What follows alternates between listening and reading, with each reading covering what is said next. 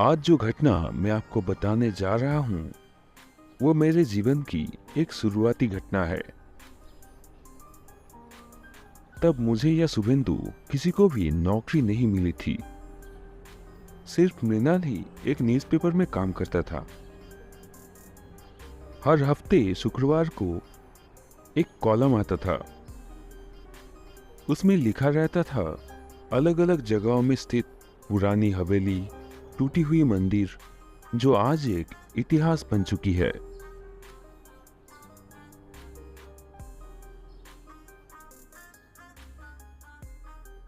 उस बार हल्दिया के एक इलाके में उसको एक काम पड़ गया। वहाँ एक पुरानी फैक्ट्री है। उस समय उस फैक्ट्री को लेकर वहाँ के गांव वाले बहुत ही उत्साही थे। पुराने न्यूज़पेपर में एक आर्टिकल को पढ़कर एडिटर ने मृणाल को वहां जाने को कहा, लेकिन वो फैक्ट्री अभी बंद पड़ी है। काम शुरू होने के कुछ ही महीने में एक भयानक दुर्घटना में पूरी तरीके से बंद पड़ गई।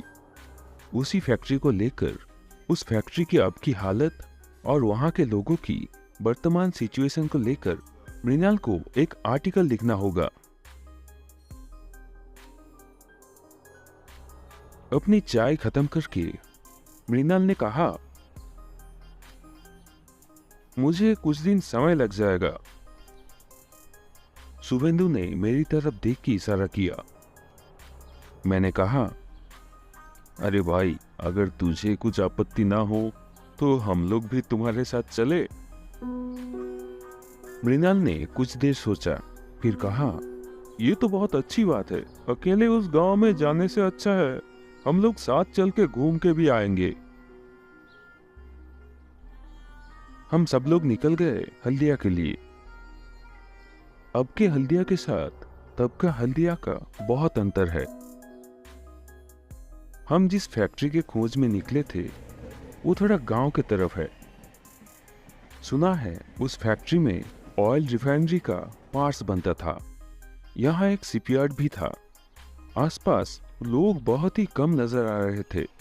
शहर में रिक्शा ऑटो उपलब्ध था, लेकिन हम लोग जहाँ जा रहे हैं वहां जाने के लिए सिर्फ एक ही उपाय है, वो है वैन या रिक्शा। ज्यादा दूर होने के कारण कोई जाने के लिए राजी नहीं हो रहा था। अंत में हम लोगों को एक वैन रिक्शा मिल गया। हम लोग अपने सामान लेकर वैन में चढ़ गए। उस आदमी का नाम है रतन। धीरे धीरे हम लोग आगे बढ़ने लगे। मृणाल ने कहा,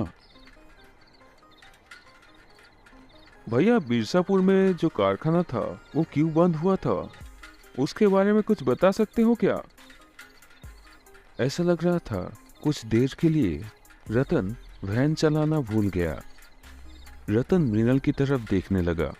उसने कहा, वही बदकिस्मत फैक्ट्री की बात कर रहे हैं? बाप रे बाप, बहुत बड़ी एक दुर्घटना हुई थी। उसके बाद से ही सरकार ने वो फैक्ट्री बंद करवा दी। बहुत लोग मारे गए थे, कोई नहीं बचा। मैं समझ गया कि उस घटना के बारे में यहाँ सभी को पता है। मैंने कहा, क्या हुआ था, थोड़ा खुल के बताएंगे? रतन वैन चलाते हुए पूछा, बाबूजी, आप कहाँ से आ रहे हैं? हम लोग न्यूज़पेपर से आ रहे हैं। हमारे न्यूज़पेपर में ही उस घटना की एक छोटी आर्टिकल निकली थी। रतन थोड़ा सहम गया। चारों तरफ नजर दौड़ा के देखा तो शाम हो चुकी थी। पंछियां घर लौट रहे हैं। धीरे धीरे रोशनी भी कम होती जा रही है।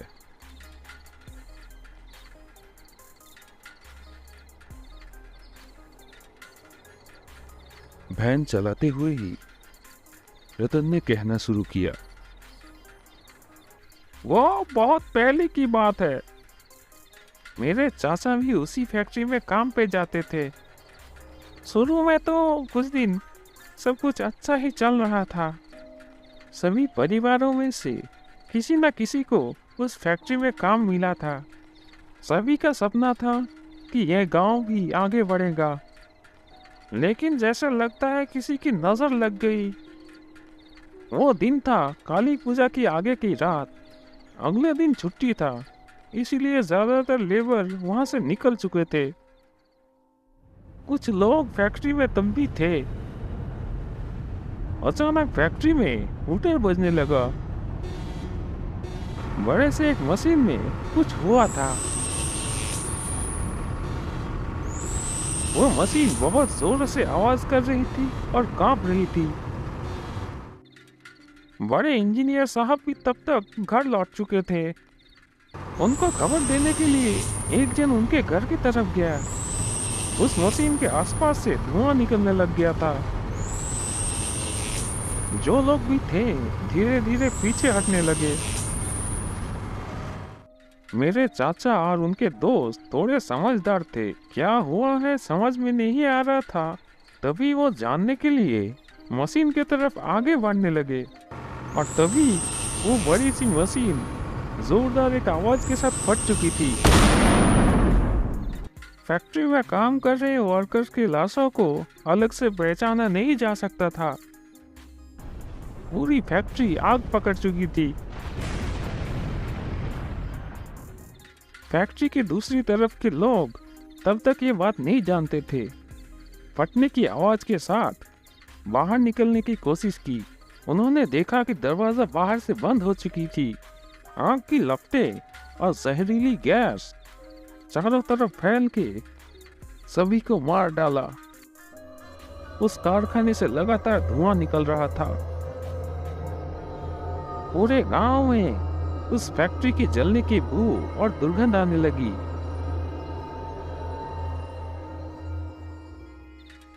लेकिन बाद में सरकारी तरफ से कुछ लोग आके थोड़े बहुत पैसे दिए थे, लेकिन पैसों से तो इंसान वापस नहीं आते। लगातार 7 दिन तक उस फैक्ट्री से धुआं निकलते हुए देखा जा सकता था। ऐसा लग रहा था कि तब भी वो पीड़ित लोगों की आवाज उस फैक्ट्री के आसपास गूंज रही है। उसके बाद से ही उस फैक्ट्री के आसपास भी कोई नहीं जाता।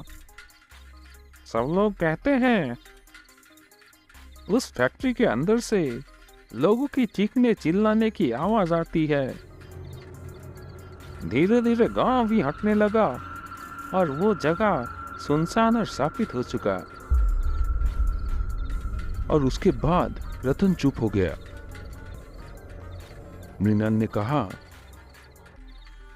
अच्छा, अब भी वहां भूतिया घटनाएं घटती है? रतन उस बात का कोई जवाब ना देते हुए कहा, बाबू, आप लोग कहाँ रहेंगे? सच में ये बात तो हम लोगों में से कोई नहीं सोचा। शाम हो चुकी है, आज तो उस फैक्ट्री में नहीं जाया जा सकता। हम सभी चुप हैं। तब शुभेंदु ने कहा, तुम्हारे जान पहचान का कोई होटल है? बाबू, ये क्या शहर है जो आपको होटल मिल जाएगा? यहाँ ये तो एक छोटा गांव है। अगर आप कहें तो गांव के प्रधान के घर आप लोगों के लिए रहने का बंदोबस्त करता हूँ। मृणाल ने कहा, हाँ, ये तो बहुत ही अच्छी बात है। ठीक है बाबू, तो फिर चलिए। वैन रुकी एक मंजिला घर के सामने। गांव में सिर्फ यही एक पक्की घर है। रतन ने वैन का भोंपू बजा दिया। एक महिला घर से बाहर आई।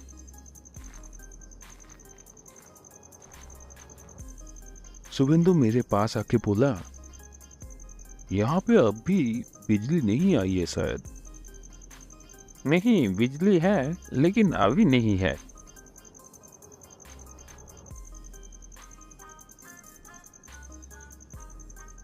अम्मा जी, मैं रतन। कौन है रे? अम्मा जी, कोलकाता से कुछ लोग यहाँ आए हैं, न्यूज़पेपर से। वही बंद कारखाने की फोटो लेंगे। रहने के लिए कोई जगह नहीं मिली उन लोगों को। आज रात के लिए उन लोगों के लिए रहने की व्यवस्था कर दीजिए। वो महिला कुछ देर के लिए चुप हो गई। मृणाल रतन से कहा, जो भी भाड़ा होगा हम लोग दे देंगे। ये बात सुनते ही उस महिला ने कहा, पैसे की बात नहीं है, आप लोग हैं गांव के मेहमान। सोच रही हूँ कुछ और बात। जो लोग उस फैक्ट्री में जाते हैं वो लोग कभी वापस नहीं आते। अगर अब तीनों खतरे में पड़ जाए तो हमारी गांव की ही बदनामी होगी।